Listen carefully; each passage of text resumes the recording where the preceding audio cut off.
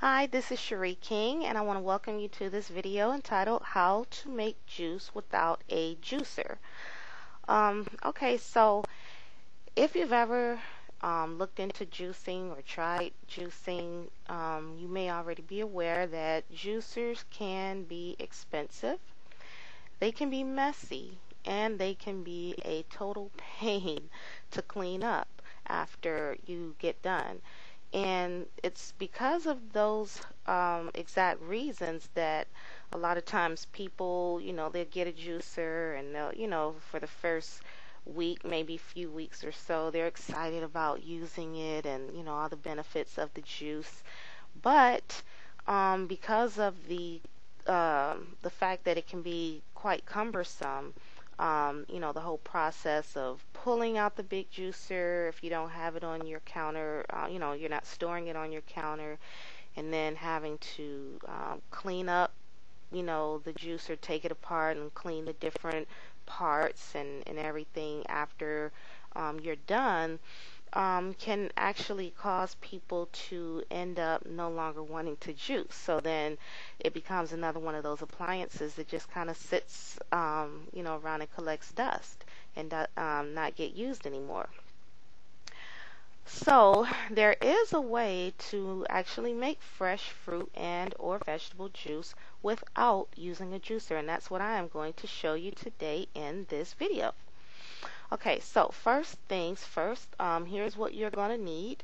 You'll need a blender of some sort. The more powerful the blender, the better, and I'll tell you why. If you're making like a green juice and you're juicing, green leafy vegetables that are, have, they're more tough and, have more cellulose to them, things such as kale or collards.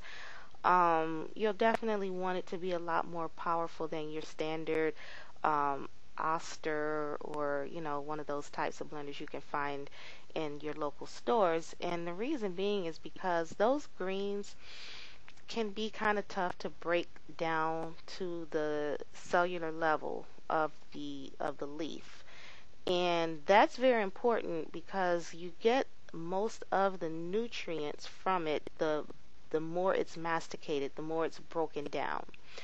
So, if you can, or if you have one, it's really good to get a high-powered blender, something like a Vitamix or what is that other one called? I think it starts with a K. I'm sorry, my mind is kind of blank right now, drawing a blank on the one that I'm thinking of. But, there are a lot of other models out there. Vitamix is, one of the best, but they're not the only, good high-powered blenders available on the market. So just kind of do your research and search around.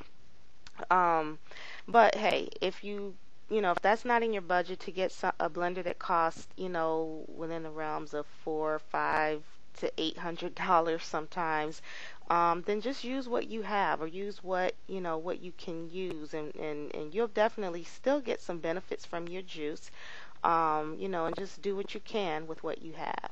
Okay, the other things you'll need are a nut milk bag, and if you're not familiar with making nut milks or nut milks period, you may not know what I'm talking about, but in another one of the slides here, I'm going to show you exactly what they look like, so don't worry. Or you can also use a paint strainer bag, and I'm also going to show you what that looks like. That's actually what I used in this demonstration. You'll also need a bowl, preferably something that's deep enough, to hold your juice. Depending on how much juice you're making is going to determine the size of the bowl that you're going to need. I only used a small one in this video, as you'll see coming up soon. But if you're making more than just one glass or one serving of juice, then you'll definitely need a medium to large size bowl. And finally, of course, you're going to need whatever fresh fruit and or veggies, that you want to juice. So whether it's apples and carrots, or whether it's spinach and pears, or whatever kind of juice you want to make, want to have your fresh fruit and vegetables on hand. Okay. So for this demonstration, I actually used a small handful of spinach. I used about 6 to 8 green grapes, and they were relatively large in size. You can use more or less. The more you use, especially if they're really, really sweet, the sweeter your juice will be. Also use half of a pear and about a tablespoon of a lemon lime juice. I had juiced a lemon and half of a lime. No, it actually was a whole lime, I think. But anyway, I had juiced that earlier using a citrus juicer, and I had that on hand, so I just kind of added a tablespoon or so of that to the mixture. And it was actually quite tasty. Okay, so step one, you want to put all of your ingredients into your blender and add about maybe 1/8 to 1/4 cup of water. I usually don't measure, I just kind of eyeball it, but I think that's a safe amount to start out with.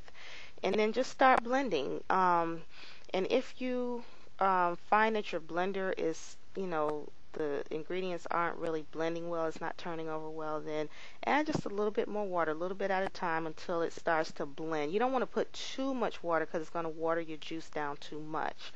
But you want to put enough to where it can actually blend up really nicely for you.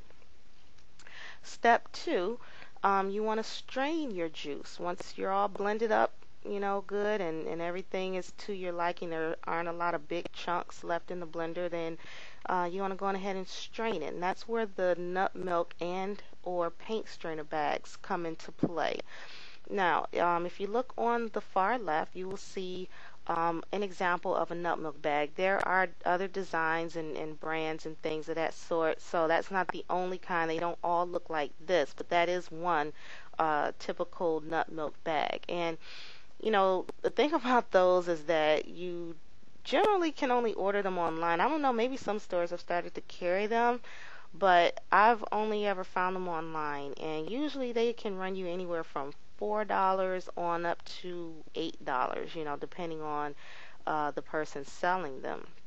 Some people actually make them, they sew them by hand. They use like a muslin type cloth, and they, make them and then they sell them. So usually handmade things are a little bit more expensive than,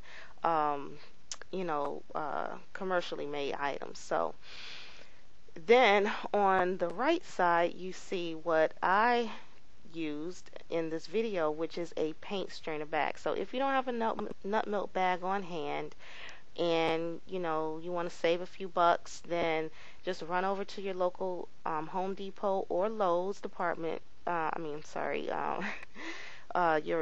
local Home Depot or Lowe's, and just go to the paint aisle. Not necessarily where the paint is, but the paint supplies like the paint sticks and all that stuff that you use, and look for the paint strainer bags. And if you have a hard time, just ask someone for help finding them.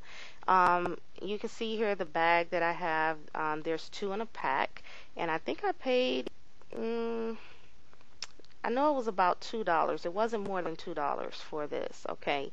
And like I said, there's 2 in a bag. There's 1-gallon size here. They also have 5-gallon sizes, so if you make like big amounts of either nut milk or juice, then the 5-gallon size bag might come in handy. But I've generally found that the 1-gallon size works perfectly for all of my juicing and nut milk making needs. Okay, so then you see on the far right the bag actually outside of its packaging, and I just kind of put it there on display inside of the bowl that I used for the demonstration. And as you can see, it has elastic around the opening there.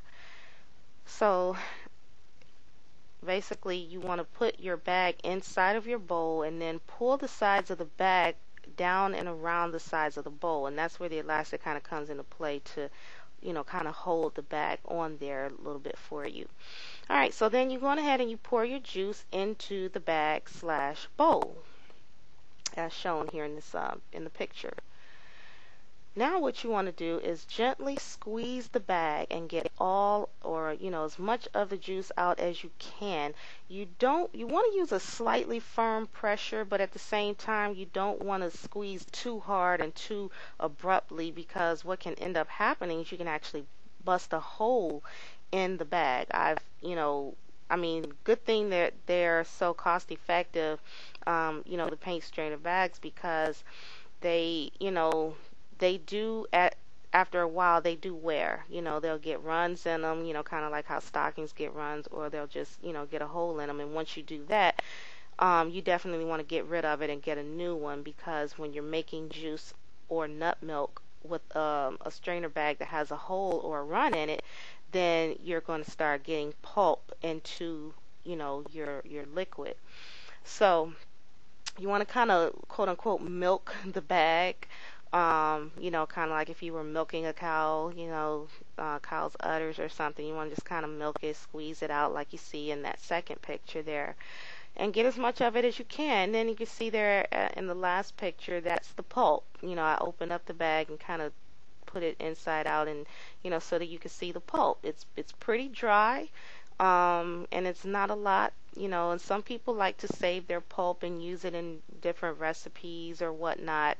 I generally tend to toss mine. I used to use it when I was into dehydrating things, when I was, a raw fooder, and I would like mix it in with, if I was making some kind of dehydrated cracker or bread, or some kind of whatever, I would mix it in with that. But otherwise you can get rid of it. Some people like to use it as an exfoliant for your skin, either the pulp from the juice or from nut milk. Even if you have like the almond pulp left over, you can use that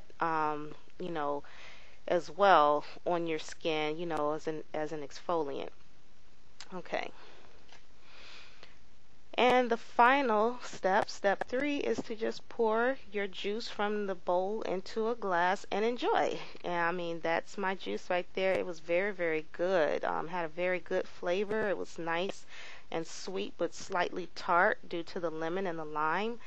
And I did not taste an overpowering flavor of greens from the spinach. The grapes gave it a nice light sweetness, as well as the pear, and it was just really good juice. So that's it, and I hope that you enjoyed this video, that you got something out of it, and that if you ever decide you want to make juice, you go on ahead and use the tips that were in this video as a guide. So thank you for watching, and if you would like to get more health and wellness tips such as these, please visit my blog at www.gethealthycleanandlean.info. Okay, thanks for watching, and until next time, bye for now.